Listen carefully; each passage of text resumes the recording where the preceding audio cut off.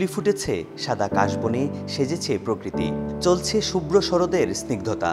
প্রকৃতির এমন মুগ্ধ নিপুণতা জানান দিচ্ছে শারদীয় দুর্গাপূজার। আকাশে সাদা মেঘের ভেলা, মন মাতানো কাশফুল আর শিউলি ফুলের মাতাল গন্ধে জগৎজননী মহামায়া আসছেন ধরণীতে। উৎসব আনন্দে আর ঢাকের বোল মিলে তৈরি হচ্ছে এক ভিন্ন আবহ। পঞ্চমী তিথিতে শুরু হবে শারদীয় দুর্গাপূজার মূল আনুষ্ঠানিকতা। শিশির ভেজা দুর্ভাগাসের ওপর ঝরে পড়া শিউলি ফুল কোরানোর সময়টাতে মাতৃবন্ধনায় মিলিত হবেন ভক্তকুল। এরই মধ্যে শিল্পীদের দক্ষ হাতের ছোঁয়ায় পূর্ণরূপ পেয়েছে দৃষ্টিনন্দন প্রতিমা। হিন্দু ধর্মাবলম্বীদের সবচেয়ে বড় উৎসব শারদীয় দুর্গাপুজোকে ঘিরে সিলেটে চলছে সাজ সাজ রব। পাশাপাশি প্রতিমা গড়ার কাজে ব্যস্ত সময় পার করছেন শিল্পীরা। তাদের নিপুণ হাতের ছোঁয়ায় মাটি খড়কুটোর মূর্তিতে ফুটে উঠেছে মাতৃবন্ধনার নিখুঁত ছবি। এখন প্রতিমার আপাতত এই যে চক্ষুদানগুলি রয়েছে এবং কাপড় চোপড় পরানো বা অন্যান্য যেগুলি কাজ আছে সেগুলি কাজ সম্পূর্ণ করলেই আমাদের এখান থেকে প্রতিমাগুলো প্রত্যেকটা পূজা মণ্ডপে চলে যাবে। আর প্রতি বছরের ন্যায় এবছর ভালোই প্রতিমার অর্ডার আছে এবং আমাদের এখানে নিরাপত্তাও প্রচুর নিরাপত্তার উপরেই আমরা আছি।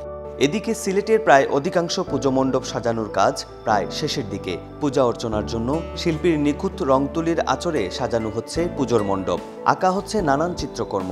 ঢাক, ঢুল, শঙ্করধ্বনি আর উলুধ্বনি দিয়ে দেবী দুর্গাকে বরণ করতে অধীর আগ্রহে ভক্তরা। সবগুলা পূজা মণ্ডপে দেখতে পাচ্ছি আমরা প্রস্তুতি প্রায় শেষ এবং প্রতিবারের মতোই মনে হচ্ছে আমরা খুব আনন্দ ঘন পরিবেশের মধ্য দিয়ে পূজা উদযাপন করতে পারবো। পুজোটা যেন একটু ভালো কাটে সবার, আর প্রত্যেক বছর তো অপেক্ষা মা আসছেন, সবাই যেন ভালো থাকে যে যার মতো।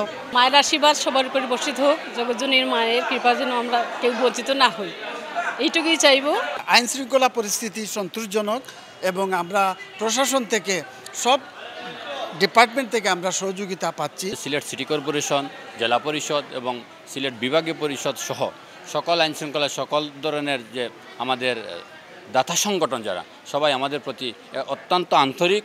সম্প্রীতি অক্ষুণ্ণ রেখে এবার পুজোতে যে কোনো ধরনের অপ্রীতিকর ঘটনা এড়াতে নেওয়া হয়েছে বিশেষ নিরাপত্তা ব্যবস্থা।